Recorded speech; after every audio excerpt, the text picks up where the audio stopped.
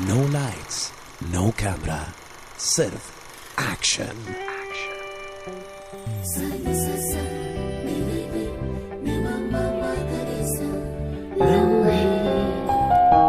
आप सुन रहे हैं मेरे प्यार का किस्सा, मेरे यानी जितेश सिंह चौहान के साथ। आज मैं आपको सुनाने जा रहा हूँ बचपन का प्यार, वो झील सी आंखों वाली लड़की।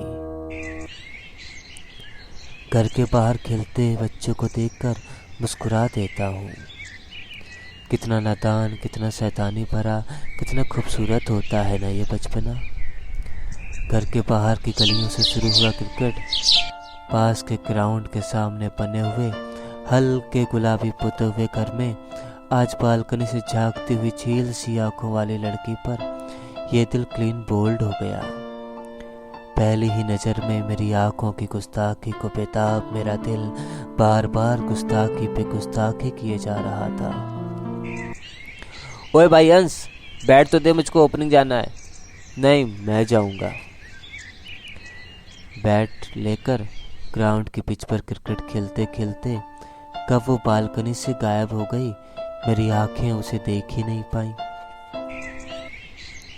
अगली सुबह ग्राउंड की दीवार पर बैठ बालकनी पर नजरें गड़ाए उस खूबसूरत सी आंखों वाली लड़की के इंतजार में घंटों बैठा रहा।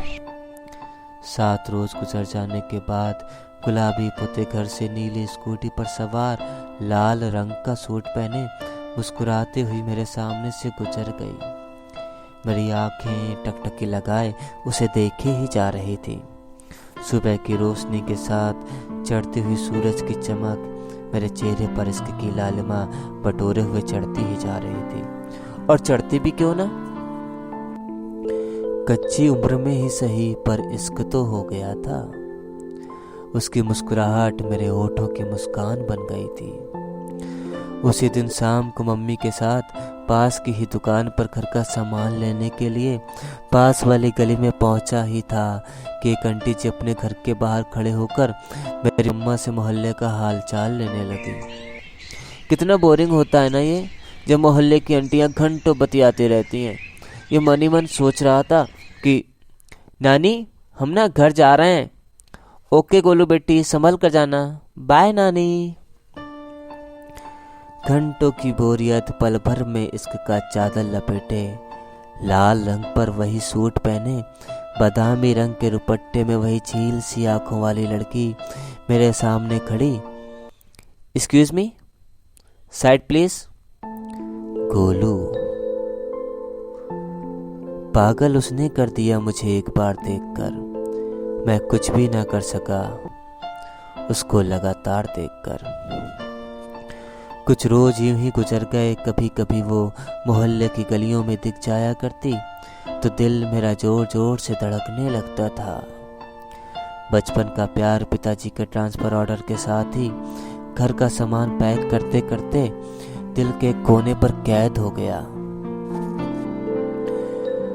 दिल के किसी कोने में कैद प्यार का दिया 6 साल बाद वापस अपने शहर आने पर फिर से जल गया।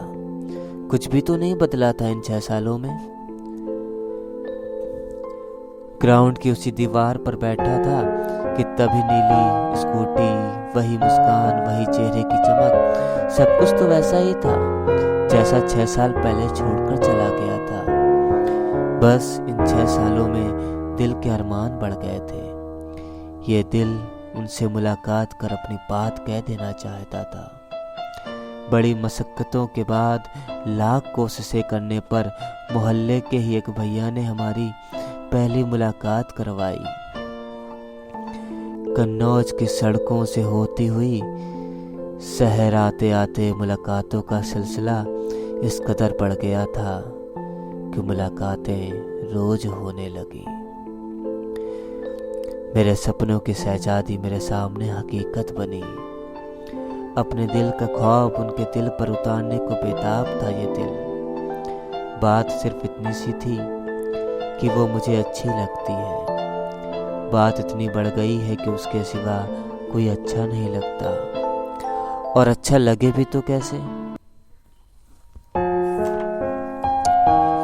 कार ड्राइव करते समय जब उसका हाथ मेरे हाथ को छूता है तो पता ही नहीं चलता कौन सा हाथ मेरा है, कौन सा हाथ उनका। स्कूटी पर उसके पीछे बैठना, टॉक ऑफ द टाउन में वेज रोल उसको खाता हुआ देखना कितना अच्छा लगता है। उसके साथ बिताए हुए हर लम्हे इतनी जल्दी क्यों गुजर जाते हैं। काश कोई ऐसी भी घड़ी होती, समय रोक देता तुम्हारे लिए। जब वो कहती है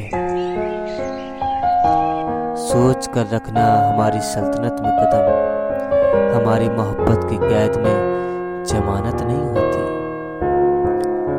कमबख्त हम तो उम्र कैद चाहते हैं, कयामत की चाहत होती तो मोहब्बत का गुनाह नहीं होता। मेरा दिल इस इंतज़ार में बैठा था कि कब वो कहेगी यू आर माई एवरीथिंग। वो कहती है बताओ क्या मेरे बगैर जी सकोगे तुम, मेरी बातें, मेरी यादें, मेरी आंखें भुला दोगे। मैं कहता हूँ कभी इस बात पर सोचा नहीं मैंने, अगर एक पल को भी सोचूं तो सांसें रुकने लगती हैं। अंश, यू आर माई एवरीथिंग। बस इतनी सी थी कहानी। आप सुन रहे थे मेरे प्यार का किस्सा, मेरे यानी जितेंद्र सिंह चौहान के साथ।